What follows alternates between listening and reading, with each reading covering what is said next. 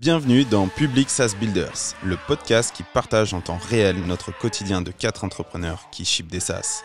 Je m'appelle François Delporte et je suis l'un des 4 builders. Le but de ce podcast est simple. On ne sait pas si on va réussir, donc on n'a pas de recette magique pour vous. Par contre, on sait qu'on ship et ça, on peut vous le raconter sans détour ni artifice. Épisode par épisode, on vous partage ce qu'on fait, nos techniques et les résultats surtout. Ce podcast est né de la volonté d'arrêter de raconter une réussite une fois qu'elle a eu lieu et se concentrer plutôt sur l'exécution au quotidien. Notre mantra, ship fast, fail fast. Allez, bonne écoute. Allez, on va se faire l'épisode bilan du Offsite numéro 4, mais aussi un peu bilan de la rentrée, bilan SaaS. Enfin, c'est un épisode qui reprend un peu tout en mode bilan. Juste, on va tester un petit truc. Si vous écoutez cet épisode, envoyez-moi un DM sur LinkedIn à François Delporte et je vous offre un accès à Welcome Message gratuit pendant 6 mois. Comme ça, c'est un petit cadeau cool pour récompenser les auditeurs et puis vous pouvez tester le tool en même temps que vous suivez probablement le développement du tool depuis quelques mois maintenant. Valable jusqu'à quand ? Valable jusqu'à quand ? Nous sommes donc le 13 septembre. Vendredi 13 septembre, on peut jouer à l'euro million, les gars. Oui. Allez, ça part. Valable jusqu'à fin octobre pour ceux qui découvrent plus tardivement, etc. D'ailleurs, merci à tous ceux qui nous écoutent. L'audience grossit de plus en plus. C'est vraiment, je dirais pas jusqu'à exponentiel, mais voilà, cool. Pour vous donner un ordre d'idée, il y a au tout début les podcasts, nos épisodes, YouTube, vidéos confondus, je sais pas, ça devait faire 30 écoutes, un truc comme ça. Et maintenant, on est à 100, 150 écoutes, voire plus. Là, le dernier épisode sur l'argent, ça vous a bien plu. Comme par hasard. On doit être à 300, 350 écoutes uniques, tout confondu. Donc, c'est une petite aparté, mais c'est hyper cool. Et c'est aussi pour ça qu'on continue de prendre le temps de faire du podcast. Peut-être, Mout raconter, pas forcément l'histoire globale de Welcome Message, mais plus sur quoi toi t'as bossé là cette semaine, notamment pour Welcome Message, puisque du coup on remettra un petit peu de contexte sur l'évolution, mais rentrer direct dans le dur. Là, t'es content en fin de Offsite, pourquoi ? Ouais, parce qu'on a tout refait. Donc, on a fait tout. Écoute, j'ai bossé beaucoup sur l'ALP. On a essayé de la rendre donc un peu la plus landing friendly. page. La landing page, ouais. On a essayé de la rendre un peu plus fraîche. On a carrément changé toute la DA. On a tout changé. En fait, il y avait déjà une base que vous aviez préparée avec Guillaume. Ouais. Et en reprenant les learnings de l'ancienne LP qui n'avait pas forcément bien converti et qui expliquait pas bien parce qu'on n'avait pas d'assets, on n'avait pas de... Ouais. C'est difficile de présenter un produit quand tu n'as pas ne serait-ce que de capture du produit ou alors des choses très concrètes. Et vu qu'on avait build la LP avant de faire le tool, on était resté un peu sur notre fin de cette manière. Donc là... En plus, tu avais fait la landing dans le dernier Offsite. Ouais, oui, ça date... Du coup, on a eu l'idée le matin, et l'après-midi, tu as fait la landing limite, quoi. Mais je l'ai faite sans idée particulière, ouais, tu vois. On s'est dit, allez, on prend une couleur, un truc, et puis basta, quoi. Très 3D, très animé, petit Lego, enfin, elle était très, très mignonne. Mais qui matchait pas du tout avec le tool en lui-même. Ouais, la professionnalisation, la confiance qu'on avait besoin. Ouais. Et du coup, on allait sur un truc un peu plus pro, carré. Ouais, beaucoup plus premium, beaucoup plus tendance. Ouais, exactement. Et franchement, avec des micro-animations de partout, je suis très content. Et puis là, donc, du coup, on a ship ça cette semaine. Et la section exemple. Et la section exemple, ouais. Avec des vrais exemples, du coup. Ouais, des vrais exemples que tu as pu tester, avec des vraies automatisations qui ont été faites avec Welcome. Donc, non, c'est trop cool. Ouais. Tu as aussi fait un mini framework de documentation sur le site. Ouais, là. Tu l'avais pas avant. Du coup, en fait, ce qui est compliqué avec Welcome, c'est que vu que c'est un tool qui nécessite quand même entre guillemets de faire une intégration sur un de tes tools, etc., un de tes SaaS, il y a quand même beaucoup de docs. Et par exemple, Guillaume ou Ludo font des ponts énormément quand tu es sur ton dashboard, etc., pour avoir un peu plus de documentation, pour aller deep des sujets en particulier. Et du coup, c'est vrai que sur Framer, ça a été un gros challenge parce qu'on a dû créer littéralement une vraie doc comme Linear, qui n'est pas encore finie d'ailleurs, mais parce que ça prend beaucoup de temps, mais qui est SEO-friendly, etc., qui regorge un max d'articles pour aider les users. Donc, ça aussi, c'était un gros step. Ouais, exactement. Je clôturerai en racontant un petit peu l'histoire de Welcome Message global, mais du coup, toi, Guillaume, sur ta semaine, Welcome Message. Alors, on va pas forcément réévoquer toute la partie, ce sera plus pour Ludo et Supabase, mais tout faire l'histoire tech, des shifts qu'on a fait, qui a fait qu'on a pris un peu de retard, etc. Mais plus sur quoi on a concrètement un petit peu bossé. peut-être expliquer quand même pourquoi on a rebuild, entre guillemets, toute l'infra. Mais toi, Guillaume, cette semaine, du coup, sur Welcome Message, tu t'es concentré sur quelle partie et peut-être aussi commencer à expliquer pourquoi on a eu une approche un peu différente pour peut-être réinstaller un peu la confiance avec les premiers learnings qu'on a eus.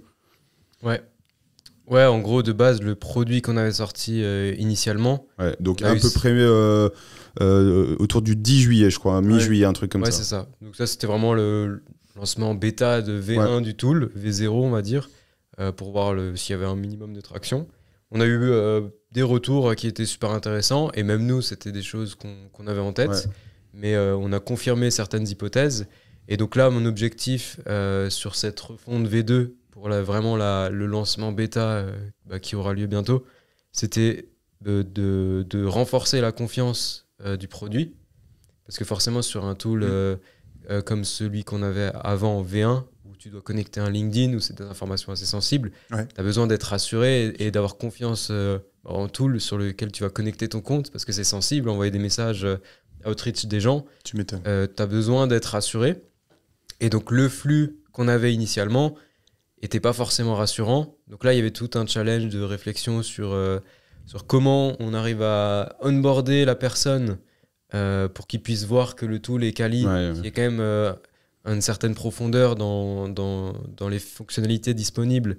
Par exemple, le fait de pouvoir collaborer en équipe, le fait de pouvoir customiser son message, avoir plusieurs options de réglage, etc. Mais tout en même temps, le cadrer pour qu'il puisse justement pas être perdu dans toutes les pages, donc l'onboarder, mais en même temps qu'il puisse découvrir. Parce que si on fait un onboarding qui est trop serré au début et trop contraignant pour l'utilisateur, on le perd, parce que ce tool-là, la problématique qu'on avait, c'est que tu dois connecter ton compte LinkedIn via une Chrome extension.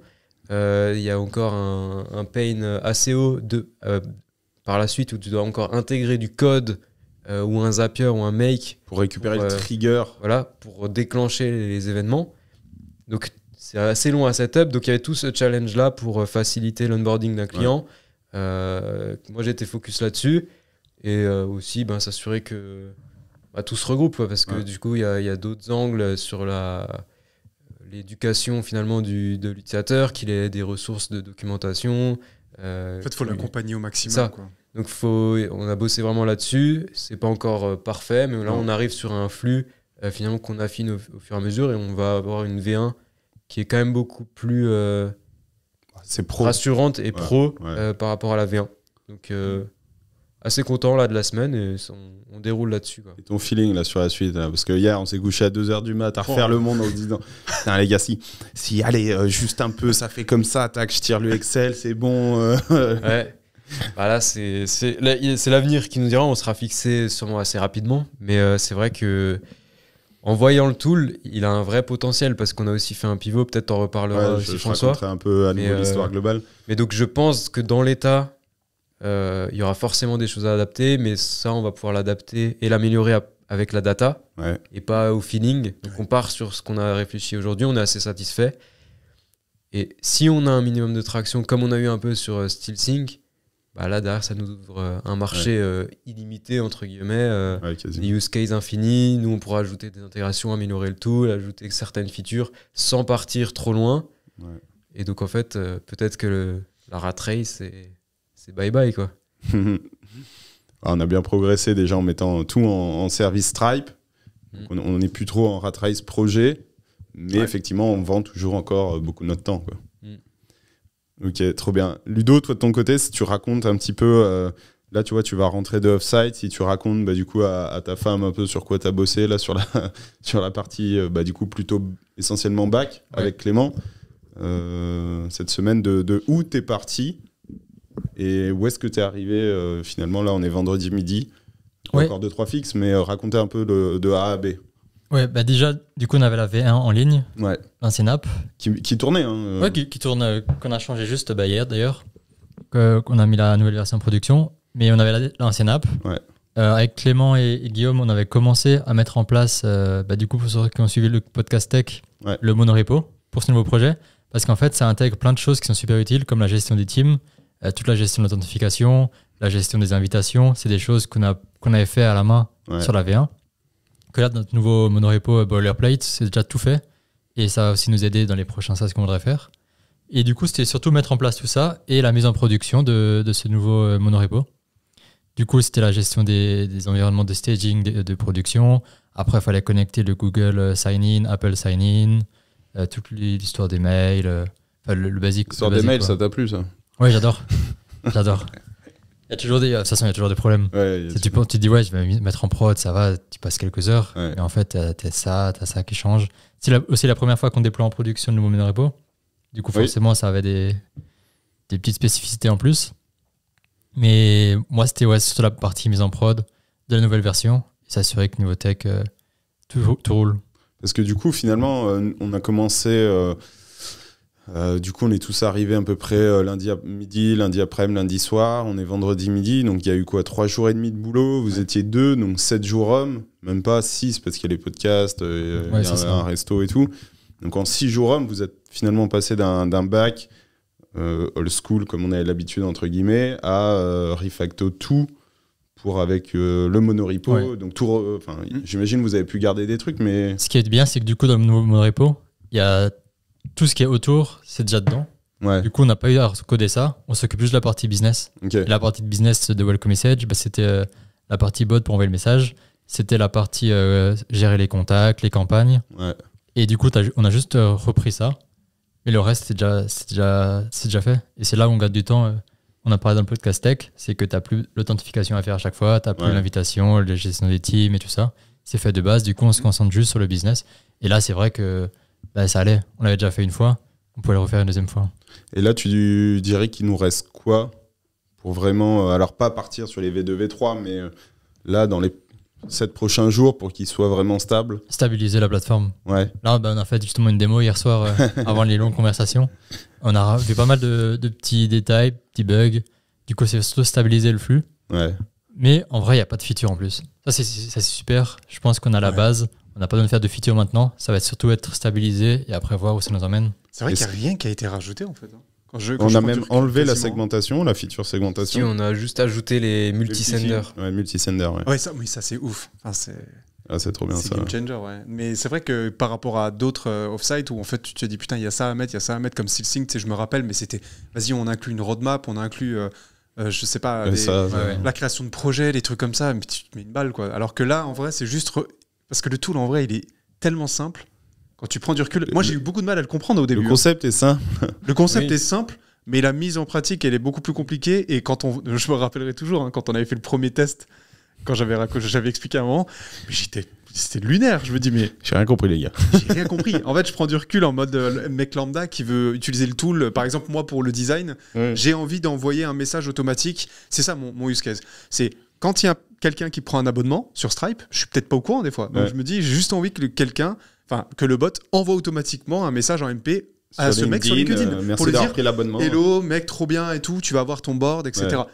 Parce que moi, ça me fait prendre un temps fou de faire ça, quoi. Et du coup, ce use case-là, tu vois, par exemple, ça s'adapte parfaitement pour Welcome. Et quand on avait fait la première version, j'étais là, waouh, je comprenais rien. Pourtant, ça fonctionnait, mais c'est juste que c'était techniquement c'est un peu poussé sur certaines parties comme l'intégration. Ouais. Et aujourd'hui, quand tu regardes la diff, certes, hier dans la démo, il y avait un petit peu de bugs, etc. C'est rien ça, mais c'est beaucoup plus clair, quoi. Là, je pense que la première version était plus tech, c'est-à-dire qu'il y avait une première page presque config. Clairement. Oui, puis il fallait faire 3000 trucs. Oui, avec un pavé de code à copier-coller. Bien sûr. C'était voulu aussi. Parce qu'on a testé le mode MVP Ship Fast. Ouais. Et on s'est rendu compte que sur cette typologie de tool, justement, vu que tu as besoin de confiance, ça passe pas. Mais je pense que globalement, aujourd'hui, le marché aussi est fait que. François, on parlait du coup, il a trouvé un nouveau nom, c'est le MLP. C'est plus MVP, c'est Minimum Lovable Product. Ok. Donc, mais oui, je pense que maintenant, en fait, le standard d'un SaaS, d'un produit, tu peux plus débarquer avec un vieux truc vite fait où c'est pas réfléchi. Mais là, c'était voulu de toute façon. Et comme tu as dit, le tool n'a pas trop évolué. On l'a même plutôt simplifié. On a simplifié surtout certains flux et c'est beaucoup aussi de réflexion. Ouais. Et à la différence d'un SaaS ou même d'une appli mobile, où c'est facile, tu vois, si tu dois faire Netflix ou un Airbnb ou un truc comme ça, c'est assez évident. Ah oui, j'arrive, j'ai ça. Là, le SaaS s'adresse à finalement c'est des makers. C'est des makers, donc c'est des SaaS, il y a un peu de setup, donc tu vois, c'est des trucs un peu plus techniques. Les gens vont pas passer 20 ans dans le SaaS à venir tous les jours. Une fois que tu as setup ton truc, ça tourne et tu reviens quand tu vois une fois par mois ou quand tu veux update ta campagne. Et donc, c'est quand même des tools assez spécifiques et donc tu avais tout le challenge là par rapport à la V1. On est vraiment dans la catégorie des grosses tools, des tools qui sont faits pour un peu hacker la croissance, hacker le funnel, qui sont un peu de la trempe de Wallaxy, la grosse machine, Captain Data, Airreach, des tools où tu as un peu de setup, c'est pas forcément à la portée de tout le monde, même si là ça reste maintenant quand même beaucoup plus simple. Oui, clairement. Moi je suis content il y a quelques années, je pense qu'on a fait l'erreur. On se dit, le tool ne marche pas trop, vas-y, on rajoute des features, ça va fermer du monde. Et là, c'est vrai que le fait de se poser et de se dire, c'est peut-être nous, ce qu'on a fait le problème, et on va peut-être simplifier, revenir au basique, c'était peut-être plus dur à faire que. Enfin, c'était un changement de mindset. Globalement, en général, c'est plus un problème de positionnement marketing, et j'inclus dans le marketing le fait que la personne a confiance dans l'onboarding, la réassurance, etc., que le nombre de features. Parce que, après, on reviendra sur l'historique, mais on a vu qu'on a du sign-up, on a vu qu'il y a du flux entrant, mais beaucoup, en fait, ils tournent autour, ils cliquent sur les onglets, ils regardent, mais ils n'arrivent pas à commit, quoi. Donc, tu vois, tu tournes autour du fromage, mais tu sais pas trop si tu vas tomber malade si tu croques dedans, quoi. Mout, il adore les comparaisons comme ça. J'adore l'église au milieu du village, tout ça, c'est mon dada. Ouais, mais c'est une sacrée évolution. Franchement, sacrée évolution, et j'ai hâte de voir quand on va ship. D'ailleurs, c'est déjà ship, mais quand on va commencer à remettre un peu de personnes dessus, quand tu vas refaire de l'attraction avec les listes de personnes que tu as. Franchement, je pense que j'ai trop hâte de voir ce que ça va donner et surtout d'avoir leur feedback, en fait, tu vois, sur cette nouvelle cette nouvelle version. Quoi. Mais là, on passe à un gros step. Ouais. En fait, on s'en rend pas compte parce que là, en soi, c'est juste un SaaS. Mais nous, sur la tech, il y a l'histoire du monorepo qui est shippé en même temps. Il y a plein de choses qui étaient bloquées. Parce qu'en fait, c'était vraiment un goulot d'étranglement. Là, c'était bloquant pour plein de trucs pour toi, François, qu'on n'avait pas avant d'activer. Notamment toutes les affiliations, tout ce qui est campagne marketing, influence, etc. Donc, on était un peu bloqués. Donc là, on va enfin ouvrir cette vanne-là. C'est clair. On va y aller tranquillement pour voir, affiner au fur et à mesure. Ouais. Mais on va enfin nous ouvrir aussi des opportunités de cramer du cash, investir du cash et grossir, ce qu'on n'avait pas forcément avant. Étant donné que sur Welcome, je ne sais pas si tu en as déjà sur SteelSync, la profondeur de marché n'était pas assez conséquente pour qu'on se lance là-dedans finalement. Ouais, c'est tout le très niche. Voilà. Donc, et qui fonctionne, hein. Si t'es le bon persona, si t'es la personne type pour SteelSync. C'est difficile de dire juste je mets un billet de 1000 et ça va donner quelque chose. Oui, ça ira pas beaucoup. Donc là, on s'ouvre vraiment quelque chose et j'ai vraiment hâte qu'on soit au prochain offsite, prochain podcast et qu'on ait vraiment le retour des 3 mois prochains parce que là, on sait pas si ça va être un flop, juste ça va tourner tranquille ou potentiellement ça peut partir sans se faire des plans sur la comète, mais c'est un tool où on se dit il y a un vrai potentiel, ça peut prendre et on peut déclencher l'exponentiel SaaS à un moment donné, quoi. C'est clair. Parce que du coup, effectivement, pour remettre un peu de contexte, donc Offsite de mi-février, on a l'idée de ce tool. Pourquoi ? Parce que moi, sur SteelSync, je le faisais à chaque fois qu'une personne faisais un sign-up, je trouvais son mail, j'allais chercher son profil LinkedIn, je lui envoyais un message. Ah, salut Ludo, trop cool que tu aies découvert SteelSync, si tu as besoin d'aide, dis-moi. Donc ça marche trop bien, et du coup, au Offsite février, on se dit, vas-y, on va automatiser ce flux. Donc c'est assez lourd en termes de tech, il faut retrouver les LinkedIn profiles, il faut automatiser les connexions, il y a beaucoup de sécurité, etc. Il faut faire un truc très solide. Et donc en février, vous pouvez aller retourner voir les épisodes précédents, on fait le MVP. Donc on valide la faisabilité technique de ce projet. Hop, on valide. Le vendredi, je crois qu'il y a un épisode dédié à ça. On se dit, ok les gars, c'est bon, on peut craquer ça. Et après, vous l'avez suivi dans l'aventure. Il y a un impayé, il y a le service qui pop. Du coup, on se refait emmener un peu dans les tréfonds, là, tout en faisant la V2 de SteelSync également en parallèle. Plus tout le building public. Il y aura un épisode dédié au building public là-dessus. Ouais. On avance, au final, on change de stratégie, on se dit qu'on va mettre une ressource tech dédiée pour avancer Welcome Message, parce que nous, on n'y arrive pas, on a trop de services à faire. Clément, du coup, ceux qui ont vu le podcast précédent. Donc Clément dédié à faire un peu cette private beta, cette V0, qu'importe comment on l'appelle. Donc à partir de mi-mai, il alterne un peu, mais en tout cas, il renforce là-dessus. Et du coup, mi-juillet, on a une version opérationnelle qui est, en termes de marketing, un outil qui vous propose d'automatiser l'envoi de LinkedIn DM basé sur des événements produits. Donc le sign-up, comme on disait, la subscription, le churn, l'activation, enfin voilà, ce qui se passe dans votre produit au lieu d'envoyer un email marketing ou en plus vous envoyez un LinkedIn DM.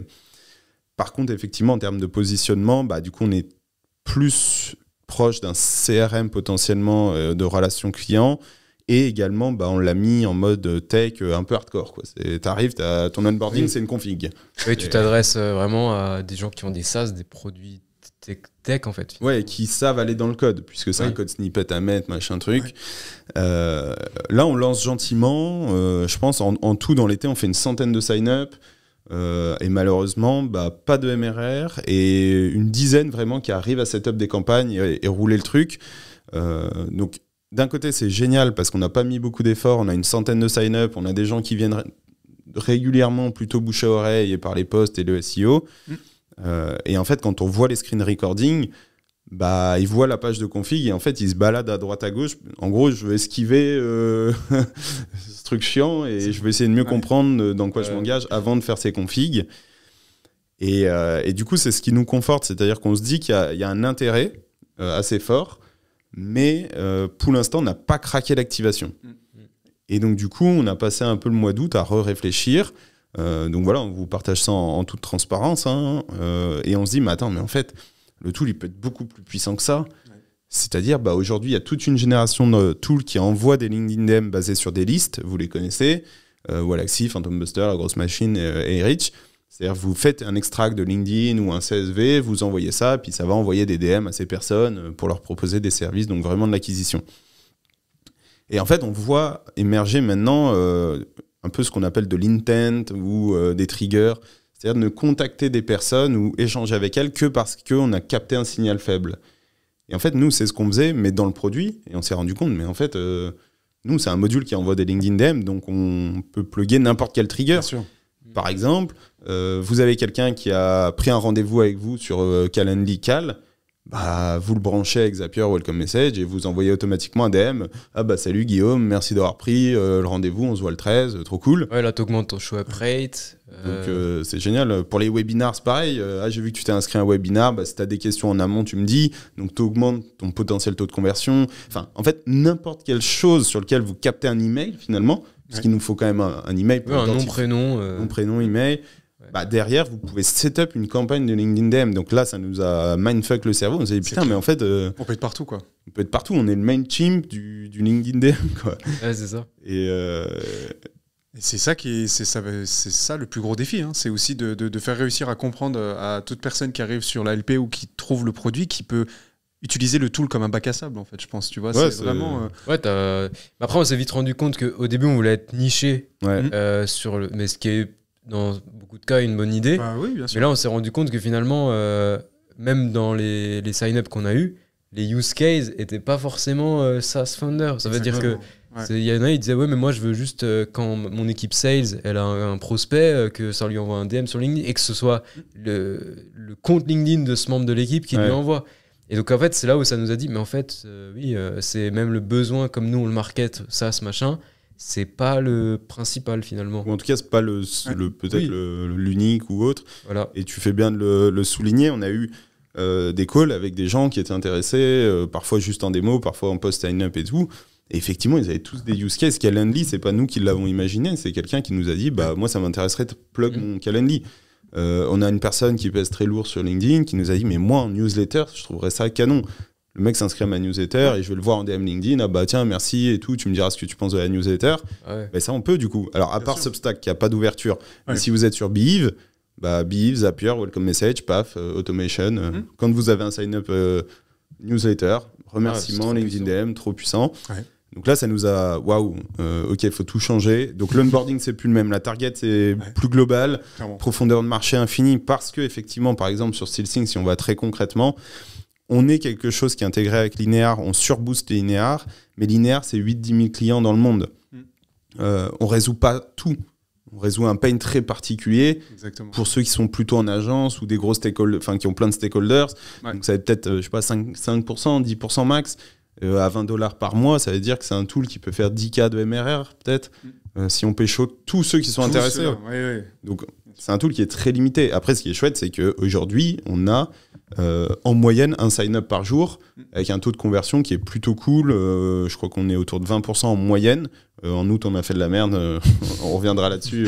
On a voulu changer le funnel, on a tout pété. D'ailleurs, pour info, SteelSync, ça fait à peu près $300 de MRR, donc c'est plutôt cool. Ça avance gentiment, organique, 100% SEO, trop bien. Mais Welcome Message, là, ça veut dire que c'est infini. Wallaxy, Phantom Buster et tout font des millions. Là, on peut être encore plus gros. Donc c'est pour ça, hier, on se disait, putain, mais si vraiment on arrive à craquer le fait qu'en self-served, parce que nous, on ne fait pas de sales, c'est vraiment du marketing, les gens découvrent le tool, sign up, se disent, ok, je comprends le use case, je mets en place ma campagne, et après, ça tourne à l'infini, vous changez le copywriting quand vous voulez, etc. Ça peut devenir énorme. Et du coup, tout notre enjeu, c'est d'arriver à craquer cette activation pour se dire, est-ce que notre positionnement marketing donne assez envie à la personne pour sign up ? Ensuite, est-ce que les use cases sont assez compréhensibles et l'onboarding assez cool pour qu'elle set up ? Et après, la valeur, ça, on n'a pas de doute. Nous, on l'utilise, la valeur, c'est canon. Fini. Après, là, c'est exactement. Et si on arrive à avoir comme ça une dizaine, quinzaine, vingtaine de personnes en self-serve, donc pas des potes qui en ont besoin et qui l'utilisent, mais vraiment des gens qu'on ne connaît pas, qui découvrent et qui prennent. C'est rideau. Et là, on se dit, putain, ok, rideau. comme tu dis, Guillaume, on se dit, full influence marketing, les gens font des use cases, on push les posts sponsors, on fait du content YouTube. Un peu, si vous suivez Make et Zapier, il y a énormément de YouTubeurs qui font des démos de workflow. Voilà, j'ai le setup comme ça, le truc et tout. Ça sera pareil à Welcome Message.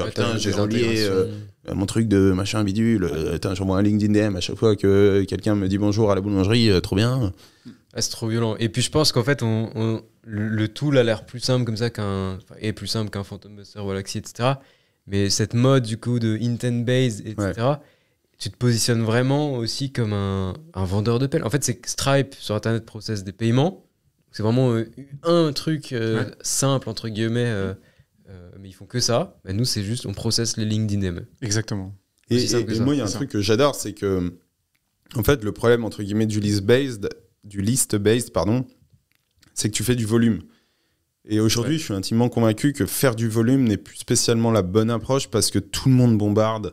Tout le monde a été saoulé, en fait. Tout le monde a été saoulé je me reçois 20 DM par jour de mecs qui me poussent des trucs. Nulle part. Bonjour, vous voulez faire des travaux dans vos bureaux putain, connard, on n'a même pas de bureau, ça me saoule. Alors que le trigger, si je reçois quelque chose, normalement, ça m'apporte de la valeur puisque j'ai déclenché un intérêt. Donc, si j'ai download un lead magnet, un white paper, si je m'inscris à un webinar et que j'ai la personne qui hoste le webinar qui me dit trop cool Oumoud, merci pour le webinar, on se voit dans 3 jours, tu me dis si tu as des questions. Putain, tu builds une relation parce que oui, dans toute cette affaire, en plus, vous grossissez votre audience LinkedIn avec du coup des gens qui sont dans votre monde ou en tout cas qui ont une marque d'intérêt avec quelque chose, que ce soit en externe ou en interne. Donc c'est trop cool et du coup on a une approche qui est vraiment très qualitative pour apporter beaucoup de valeur et améliorer des KPI tout au long de votre funnel potentiellement, de avant un sign-up sur votre produit ou un achat si vous faites du e-commerce ou qu'importe, mais après, quelqu'un qui churn, vous pouvez, en tant que founder, envoyer un feedback en mode « Putain, Ludo, t'es parti, trop dommage, je suis le founder, dis-moi pourquoi. » Là, vous avez beaucoup plus de réponses. Vous pouvez aller voir sur la page Welcome Message, j'ai un exemple comme ça, versus un churn email. Ils sont filtrés spam. En email, déjà, la plupart des mails marketing tombent en spam pour commencer. Donc, en fait, ça te permet vraiment de tirer parti, tirer bénéfice de ton audience, en fait, finalement. C'est que tu as une audience de 100 personnes, sur 100, de base, si tu es plus ou moins bon, tu vas en convertir 10% dans tes funnels. Là, tu peux totalement changer le game. Et en fait, tu le vois qu'aujourd'hui, il y a des gens, même des clients à nous, ils n'ont pas forcément beaucoup d'abonnés. Enfin, je parle en termes d'influenceurs, donc ils ont beaucoup d'abonnés. Mais qu'en fait, si tu donnes pour ta communauté et tu fais des mécaniques en place pour vraiment les engager, même si tu n'as que 30 000 abonnés, tu peux faire du gros business. VS certains qui ont 1 million et en fait finalement ils n'en tirent pas assez parti. Donc ce tool-là, je pense que ça va révolutionner plutôt cet aspect de taux de conversion de ton audience. Ça aide à valoriser n'importe quelle marque d'intérêt. Ouais.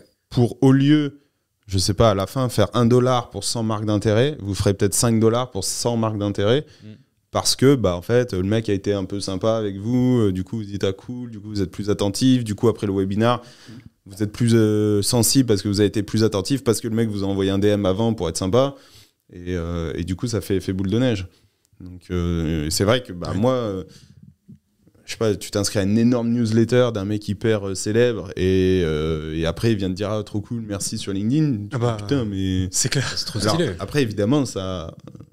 un effet ciseau qu'il faut assumer, c'est que du coup, il y a des gens qui vous parlent. Ah oui, bien sûr. Là, tu pètes une barrière et... Donc, ça veut dire que vous ouvrez LinkedIn, vous avez plein de messages de gens qui vous parlent. Mais en même temps, est-ce que LinkedIn n'est pas devenu la nouvelle boîte mail d'aujourd'hui, tu vois, enfin d'hier? Et surtout, tout à fait, moi, c'est ce que je pense. Et surtout, c'est le but d'avoir du feedback, d'avoir de la discussion.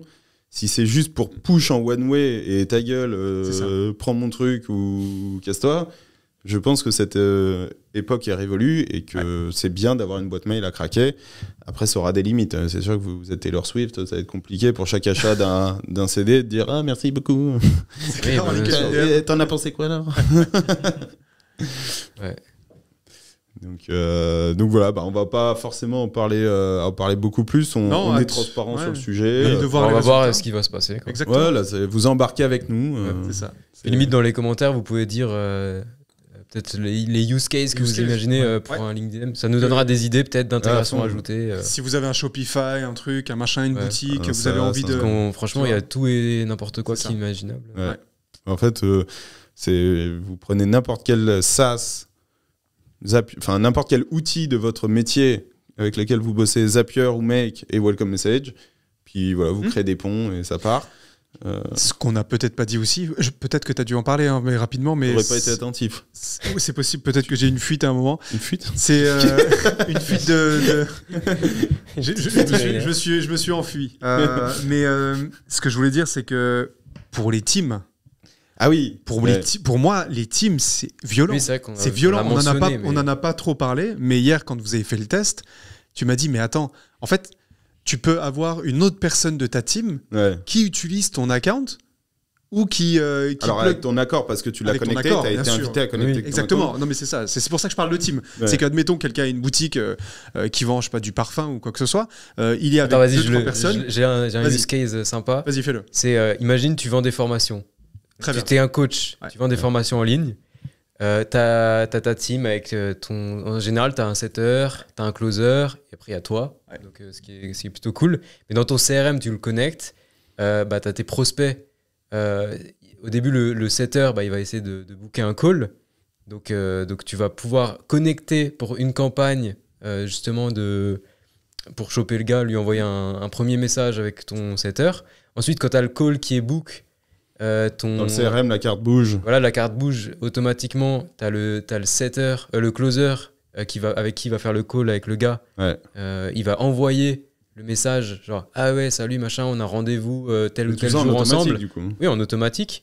Et donc ça va aider au show-up rate parce que souvent t'as des gens ils bookent un call et après ils viennent pas. Lundi, et c'est un gros sujet. Ça m'est arrivé encore. Voilà, et c'est un gros sujet sur le coaching, les formations, etc. Parce que t'as énormément de calls et en fait tu perds ton temps parce que t'as un slot qui est pris, etc. Et donc une fois que ça s'est fait, t'as amélioré ton show-up rate et une fois que le gars bouge encore de la carte d'après, sur ton CRM tu le mets en mode vendu, vente ou j'en sais rien.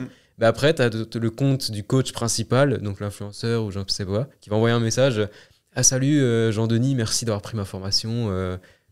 Tu me diras ce que tu en penses. Ouais, hâte de te retrouver sur le Slack, sur le Discord, sur le Telegram, j'en sais rien. » Et voilà, tu vois. Enfin, c'est un use case mais le multisender, qui est sympa. Quoi.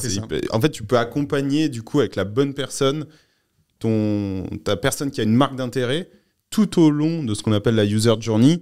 Donc finalement, de sa première marque d'intérêt jusqu'à, malheureusement, un jour ça arrivera, le churn. Donc en passant par les sales, en passant par le market, le founder, le CSM, donc le customer care, entre guillemets, global, etc. Donc Enfin, c'est que le début et il y a 3000 use cases, donc on est trop excités. C'est pour ça qu'on a fait un épisode vraiment dédié à ça, à la fois pour vous raconter de façon très transparente que voilà, on n'a pas forcément, à l'inverse de SteelSync, fait un MRR tout de suite, mais on a assez de traction pour être confiant et on a une vision. Et on a eu beaucoup de retours et voilà, une centaine de sign-up, c'est pas rien non plus quand on se lance. Mais voilà, on vous partage le truc et puis on se dit peut-être dans un an, quand on réécoutera cet épisode, on se dira putain, on a bien fait les gars, ça aurait été trop con à un pivot marketing près, on y était.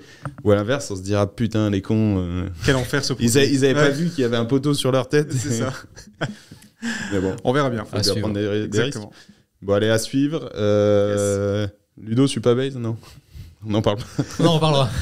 Dans un autre épisode. Allez, merci beaucoup pour votre écoute. Et épisode suivant, Build in Public. On verra dans quelle heure ça sort, mais comme ça, petit teasing pour ceux qui aiment le content. Let's go.